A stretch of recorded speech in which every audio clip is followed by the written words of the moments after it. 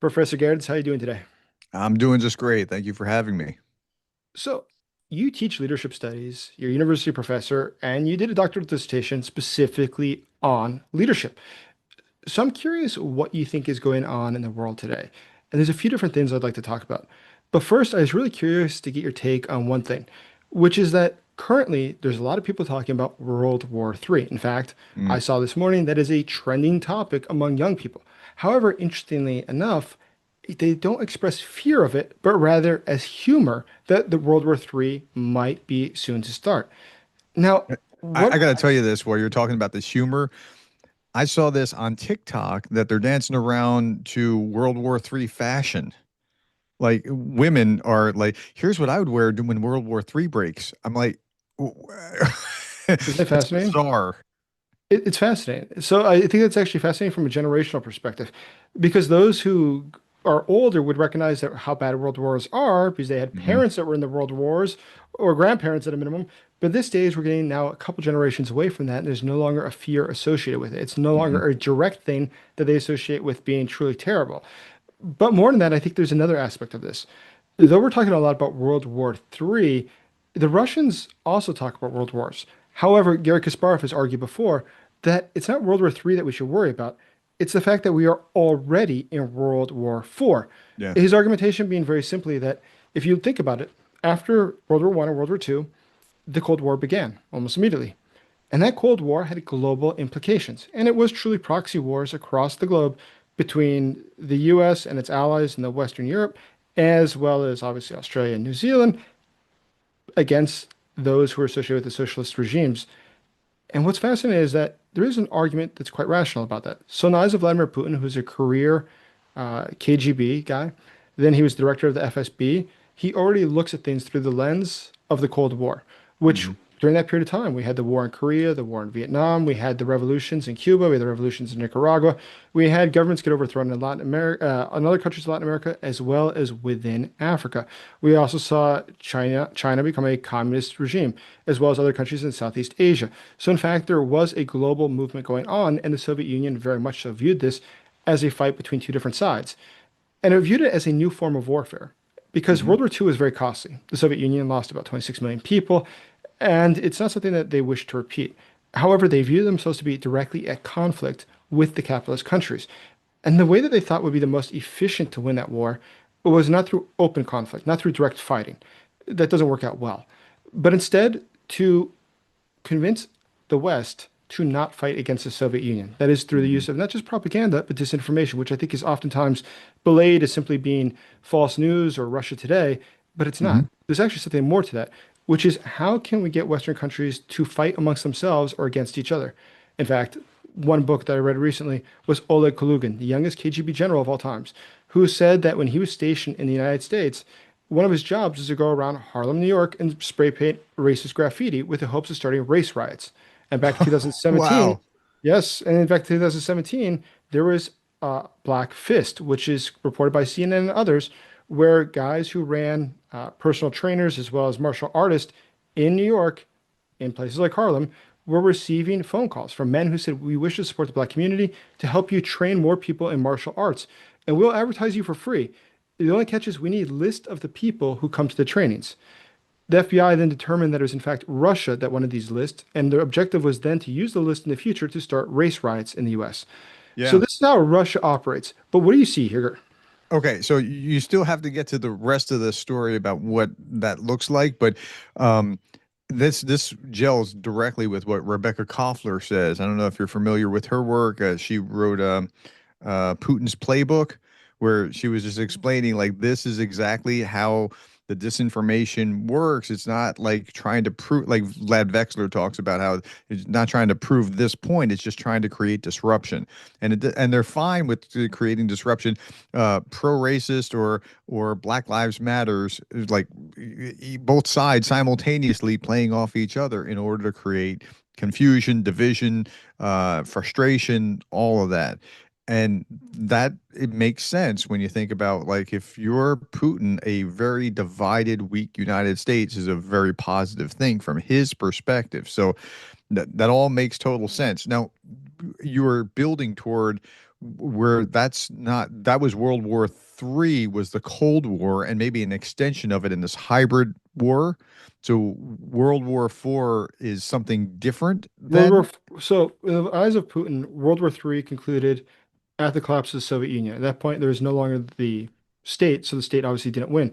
World War IV then began almost immediately thereafter, and that's what the current alliance is between Iran, North Korea, Venezuela, Nicaragua, and China.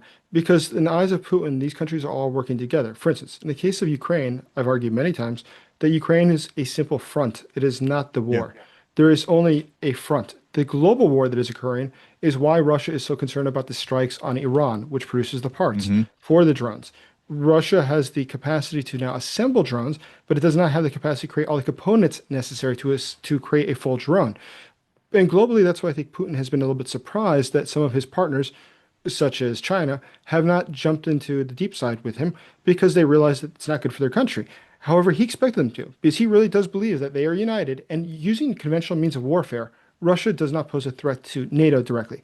However, using non-conventional means, which is what it uses, such as we see with the disinformation to start riots or to create hostile societies, but more than that, we've seen just in the past few months where Russia tried to use proxies to blow up civilian airplanes in Europe. We've seen that Russia is engaged in arson across Europe and assassinations across Europe. Russia engages in this quite openly. So there's not a question about it. But Russia doesn't view these as just random operations. These are part of a larger war. These are all tactics being applied in a war. And the strategy is to create these problems in the West, and unfortunately, we don't appreciate that. We think that Russia is simply at war with Ukraine. In fact, no, it's only one part of a much larger war against the West. So add to that all the hybrid warfare from social media that I mean beyond those incidents that you just described, like they're at it constantly. I mean the social media trolls are no joke. I mean, we discount them, but they're really trying to have some kind of effect on multiple channels. You and I were talking about the different channels that they've been on, right? It's not just Twitter, where a lie spreads statistically 6 times faster than the truth does.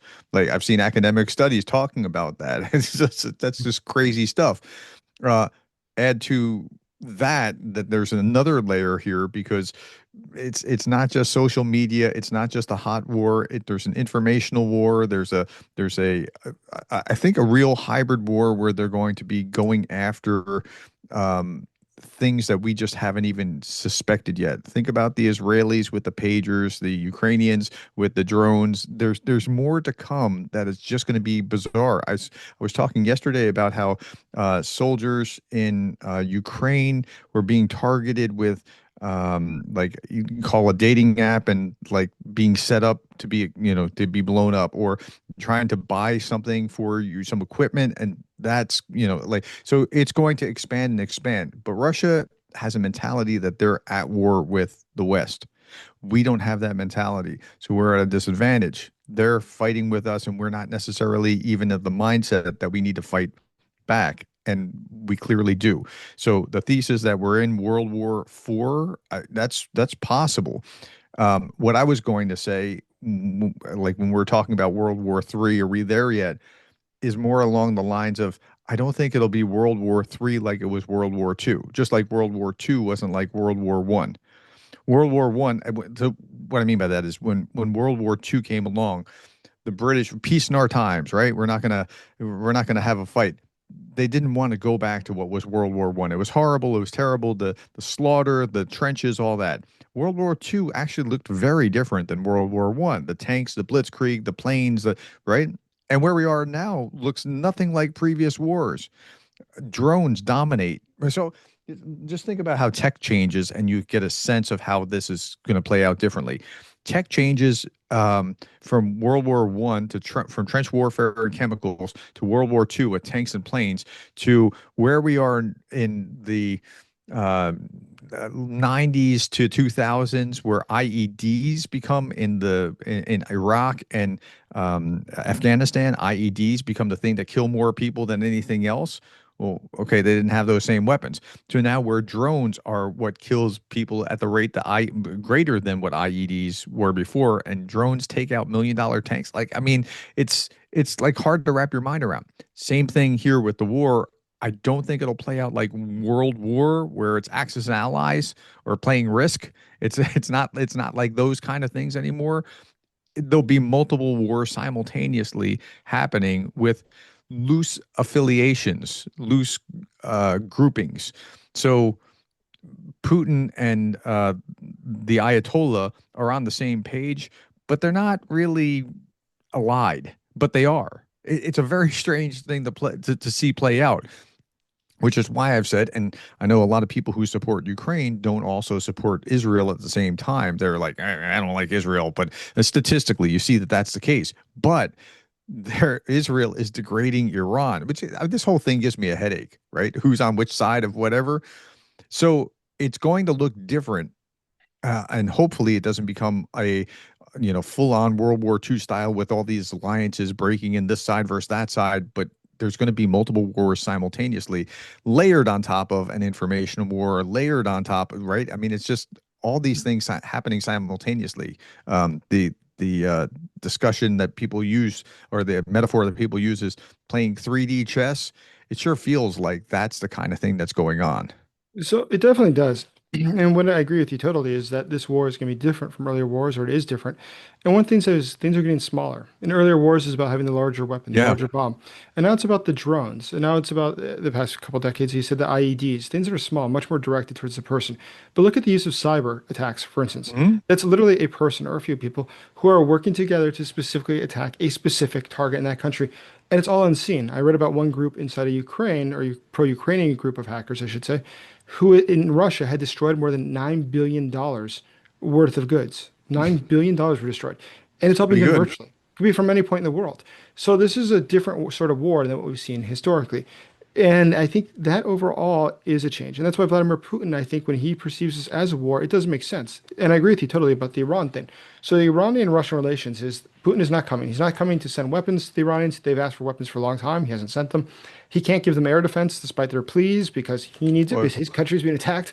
he gave Um, him air defense, and this was like the worst possible commercial you could have had for buy a S-300, buy an S-400. Wouldn't you too like to be able to be shot down by the Israelis? I mean, No, it's a disaster for them. And so ultimately, what does it all mean?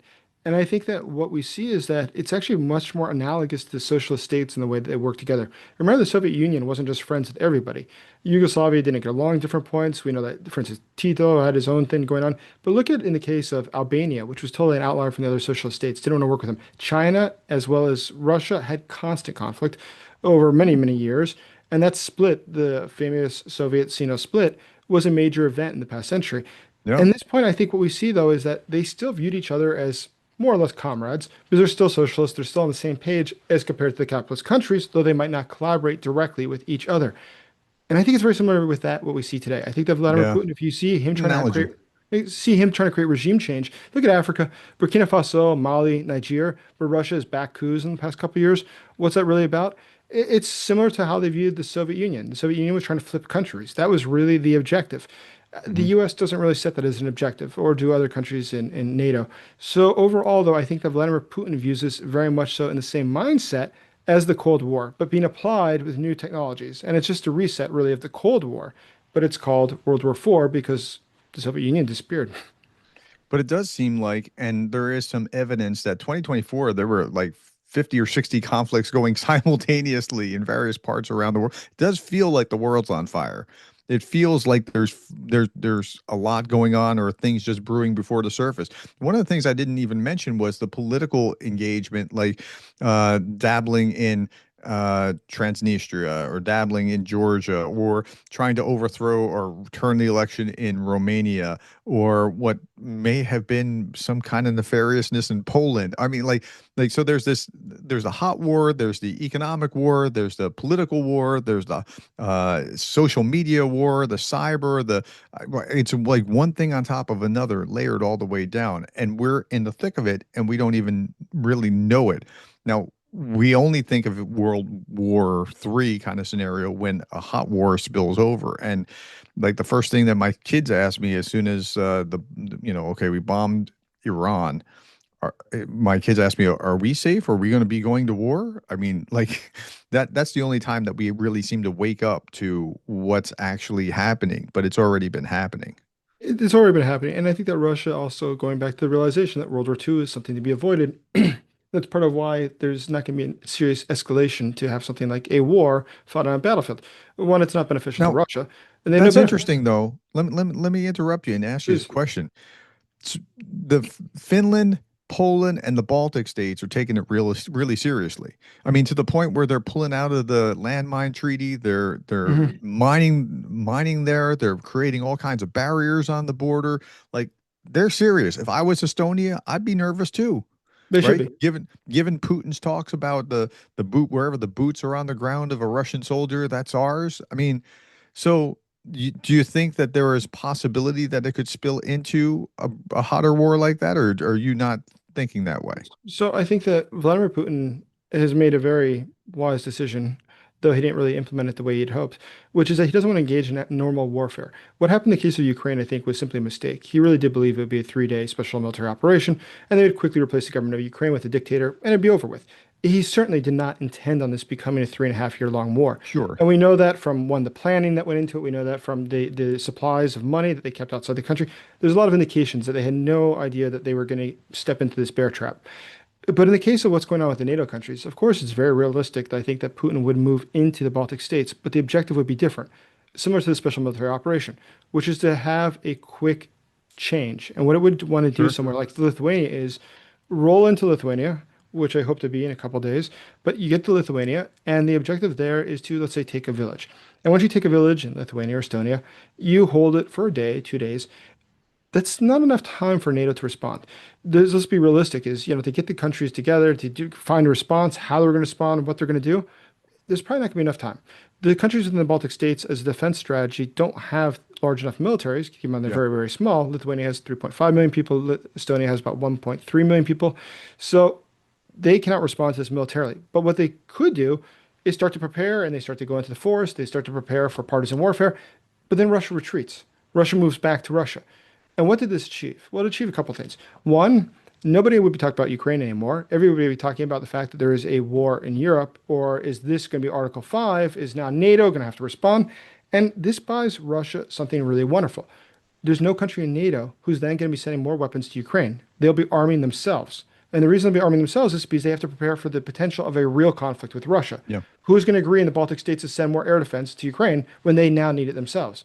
And there's a second aspect of this, is that because the entire focus then becomes on our own security, European security, not on Ukrainian security, the other focus or the other benefit for Russia is that it allows Russia to take the pressure off other countries. For instance, Iran. Iran is a country that it currently wants to be a negotiator with, or attempt to be a negotiator with a few days ago.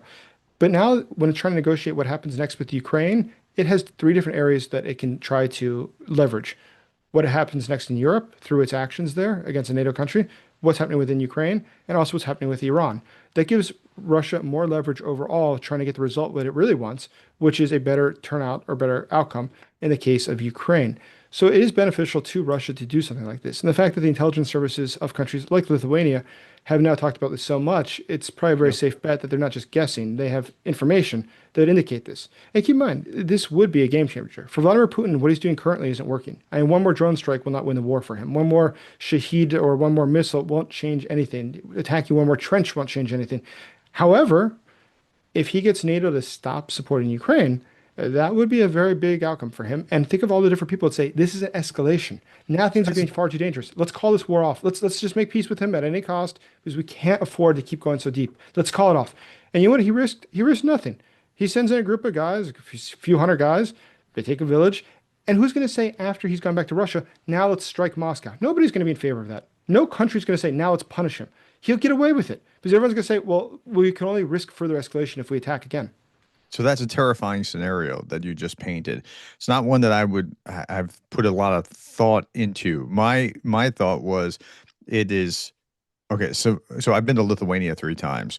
Vilnius is only what 20 miles from the border of Belarus, so it's fairly vulnerable. And the Suwalki Gap is something that they would like to have to tie things together with Kaliningrad. Petraeus said that was the place that's most vulnerable. The Estonians beg to differ, and it's not like they want no come to us. It's not it's not that, but they think okay, you're thinking this is historically yours as well. The trick in my mind was they could be in and occupy and control, not in and strike and go back out.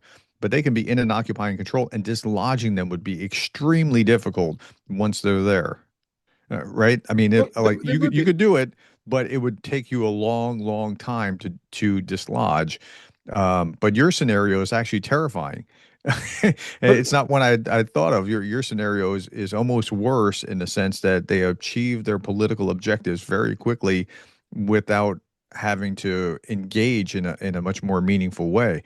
Um, well, I, imagine another scenario of this too. Let's imagine that they did this, and you have Estonia, Lithuania go to their colleagues in NATO and say, "Come protect us, Article 5."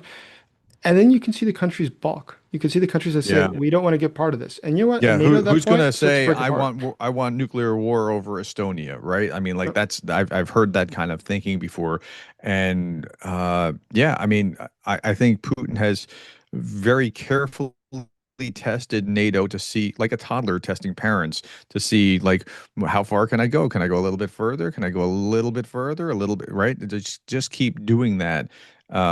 And if I was Putin, I'd be thinking NATO. They're a paper tiger. All they get together and they talk. They're like a bunch of old ladies, right? Right. Got to See, step up and do something and show some meaningful, tangible support, or it doesn't matter. so overall, it does sort of make sense to me. And I can see Putin doing that because, as I said, at present, what he's doing is not working. It will not get him ahead. But if he's able to change the entire paradigm, create a paradigm shift, that changes everything. And keep in mind what's happening right now. He's facing his own paradigm shift. Within Russia, there's ongoing attacks by the Ukrainians. That's something that the Russians are totally unprepared for. And it's shocking the population there. So he needs to do something now that will flip that. Within his own population, that would also be perceived differently. Think how the intelligence service, think about how the military would view a successful operation against NATO, the first one ever, where it goes into its territory and it's able to sit there and Wow. go back out. They would love him. Right now, he's got a problem with popularity. They're not really happy with what's going on or his leadership. This allows him to rally their flag around his own leadership again. Yeah. So you're the guy who said his leadership. Tell me, what do you think? That does make sense too, because like if you go back and statistically look at when after Chechnya and then second Chechnya and whatever else, other invasions, his popularity, his support went way up, which tells you like something weird about the Russian people, that has gone up. But I mean, I think that's just a natural human reaction to rally around the flag. Um, and I wouldn't put it past Putin. I don't know how Putin's calculating. I've read a lot about Putin and about his personality, and some say that he's KGB, genius. I don't know that I buy that, but he certainly has a Cold War mentality. The idea that the breakup of the former Soviet Union was the greatest geopolitical tragedy. That's all there. I think the greatest geopolitical strategy was the Soviet Union. I mean that was. I mean that's how you should have said that statement. But he clearly thinks in these kind of categories. I've read some accounts that said that he's very risk averse. I'm not sure how I I think I can justify that by saying he's risk averse, but because he's an authoritarian, he's not getting the information that he needs, right? Mhm. Who wants to tell the boss the bad news in an authoritarian system, right? It filters up and it gets progressively better and better and better. By the time it gets to him, it's not even useful information. It's like they're playing telephone. And that's endemic in generally speaking, in authoritarian systems. So, as you said, 3 Day war. I think he really was banking on a 3 Day war. He held the cards real close to the vest. Very few of those Russian soldiers knew that they were going to invade when they were doing their exercises in Belarus before the actual invasion. So, yeah, I mean, it sounds like the kind of games that he could play, and people are talking already openly about whether the Minsk exercises might lead to something like that. I have no idea whether they would or wouldn't, but that's the kind of place where this could happen, right? I mean, because you already have a mass there. Finland is putting troops on the border, and they're I just read this morning they're taking them from Kaliningrad to move them over to Finland to have the Russians are taking from Kaliningrad to move toward the Finland border to keep them in place. Okay, so I don't know what'll happen, but your scenario actually terrifies me. I like your scenario less than the scenario that I don't like about, that they would go and try to hold it because he would achieve those means very easily and test and show NATO that NATO is a paper tiger because NATO really doesn't want to do it. NATO strikes me like they're the Europeans of world just before World War II that are reluctant, the British that want peace in our time because they don't want to go back to it again. That's how I read NATO right now. So that's very interesting. Let me ask you one more leadership question. And it's very interesting what you just observed, and it's true in authoritarian regimes, is that they tend to have a problem with information flow. And that's part of the reason that Putin probably got the invasion of Ukraine wrong, is that there's highly restricted who speaks with Putin. Every given day, he probably speaks to 3 or 5 people max. He doesn't actually go out and speak with people. And who he speaks to are always the same sort of faces. These are the people such as Shoigu, who was the Minister of Defense when the war began, and others. But why are these people important? Well, because they filter the information. Keep in mind, they're engaged in massive corruption. They've been stealing from the military over all these years and the rest of the government. Now, Putin thought, well, if we've invested so much money in our military, plus, and then we're getting these reports saying our military is really well prepared, plus I'm getting these reports saying we've been engaged in massive buying off of the Ukrainian military. We've been buying off the Ukrainian Hmm. intelligence service. And look, and I remember a famous story, there's a poll here that shows the vast majority of Ukrainians are anxious to join Russia. What was Hmm. funny about that poll was fake and as part of a special operation by the Russian intelligence service, which they tried to get leaked into the Ukrainian press. But the Russian press picked it up, and the Russians then reported it to themselves as being true history. And so Putin's getting these sorts of false narratives, but nobody could tell him the truth otherwise. So Right. I'll just give one example, and I'm curious your thought is. You remember when Prigozhin, the head of Wagner Group, rolled towards Russia.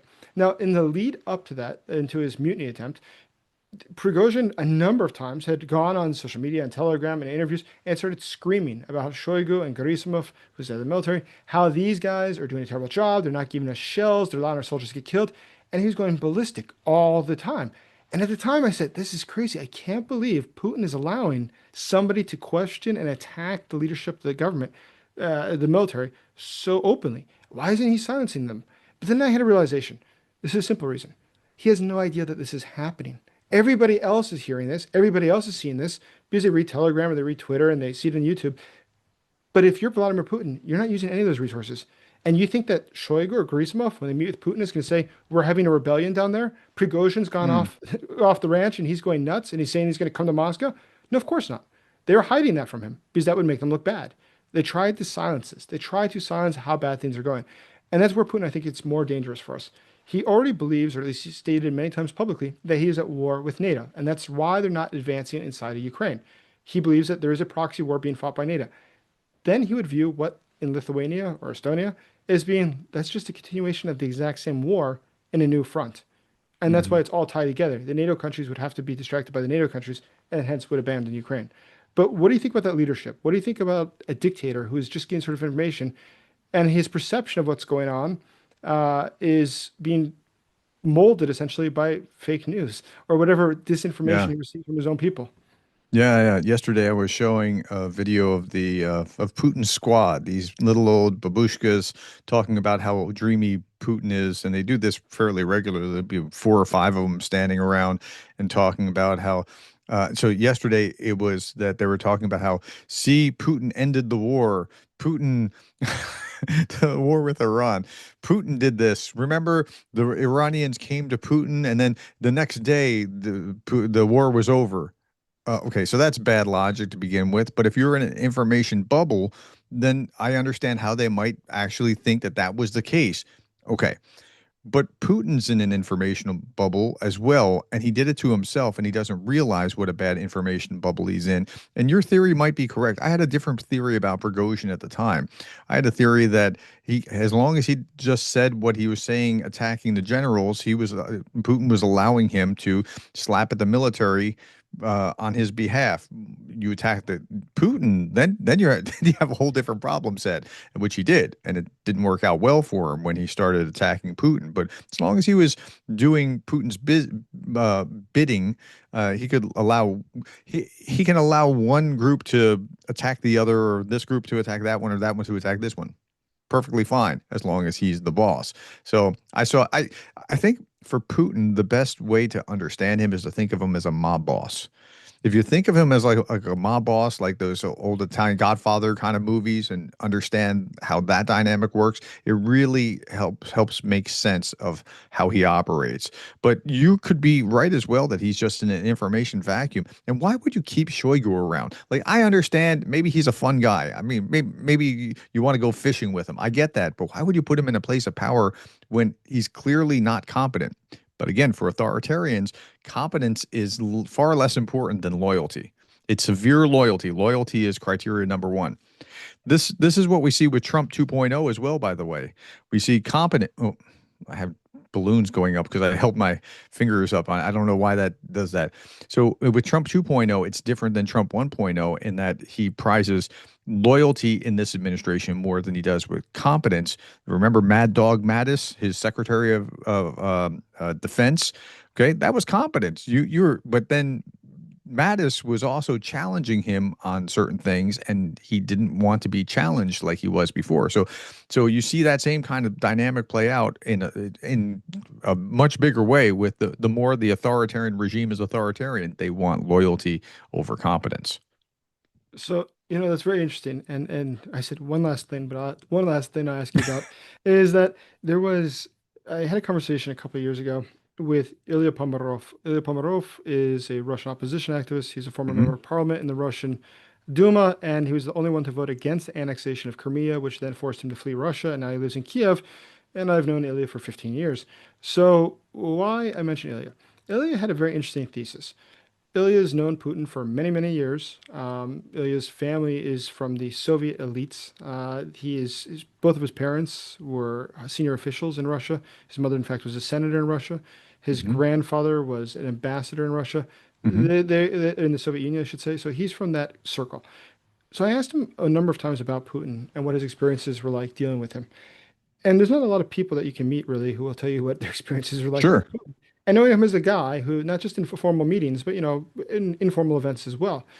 And one of the things that I thought was fascinating was that he said Vladimir Putin's great gift is that he's excellent at reading people. He said the guy is unusually uncanny knack for it. And what's interesting is that Putin himself refers to this. He says that he is a specialist in human relationships. That's how he defines himself. He calls himself that. And it's true is that apparently when he meets with people, he really picks up on the details of body language, how they behave, what they do. He observes it all very, very carefully.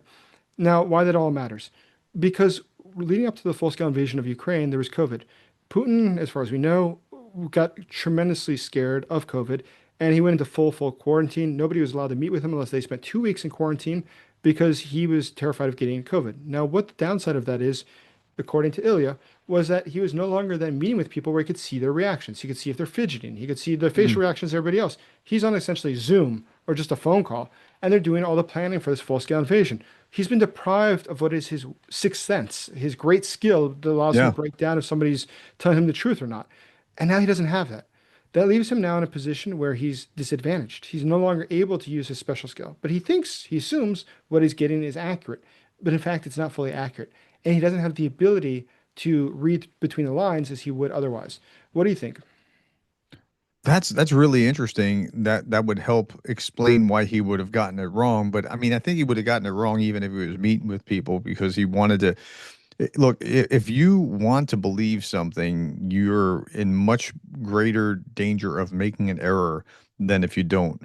Right? Like if you Mhm. want to believe that the people in Ukraine want to join Russia and you're Putin and you hear that false report that was coming from your own propaganda, like you're like, oh yeah, that's true because you're already like identifying with that kind of thing. So you have to really militate against your own self if you're going to see accurately. But that might be part of what was going on. What what I found was fascinating on a whole different note was that uh, and I'm grateful to Putin if only for this, that all the COVID restrictions went away about 2 weeks after he invaded Ukraine. Wasn't that fascinating? Isn't that interesting that's how that worked? It all just kind of evaporated. Like, I don't know why or when. Like, I don't know that it was coming out anytime soon, but like, I guess the Biden administration made a decision. We only have so much bandwidth, and we're focusing on this, which, to their credit, they should have been focusing on Ukraine, right? I think that at the time, Putin was also influenced by Biden in a meaningful way between, and Republicans will point to this very, very often, the disastrous leaving in Afghanistan, which was projecting weakness, previous years of all the infighting in the United States, Biden not maybe sending mixed messages, or not necessarily sending the messages that we should have been sending, because it sounded like, well, Putin better not do this, but if he does, he better not do like. So I think that was part of the read as well from a distance. So, um, yeah, that's a really interesting nuance that I wasn't aware of before. So I think that when we look at what's going on with foreign leaders, something you and I have discussed before is the problem of assuming that they have the same perception that we do. In Hmm. fact, they have a perspective that's totally different. It's founded on totally different things. And why would we assume that the guy who's presumably the world's richest man, one of the most powerful men in the world, is going to think just like we think, or just like one of our analysts thinks, who has a totally different experience of life, and totally different priorities, totally different concerns, totally different things that are pressing in their minds. And of course, they're going to think differently, but we should not assume that they're going to think like we do. And that's why something like a special military operation in the Baltic states might seem totally crazy to us. But you know what? A lot of people thought attacking Ukraine was totally crazy. Yeah. You remember the head of the German intelligence service was in Ukraine when the war began. Why? He was there to convince Zelensky that nothing was going to happen and that the Americans were wrong. So it shows you that there's a lot of Hey, times that people get it wrong. The Americans got it wrong too. I mean, they they were offering famously, "Do you want to ride?" And not realizing that the Ukrainians would actually pick up and fight. And 1,220 days later, here we are talking about it, It's right? amazing. So they assume, our government thought that Ukraine would just be run over. If we got it wrong, why wouldn't Putin have thought that was the case, right? Absolutely the case. So, I mean, people get it wrong. It's the way it goes. Listen, it was good talking to you today. Appreciate your time. Thank you for having me. It was a pleasure.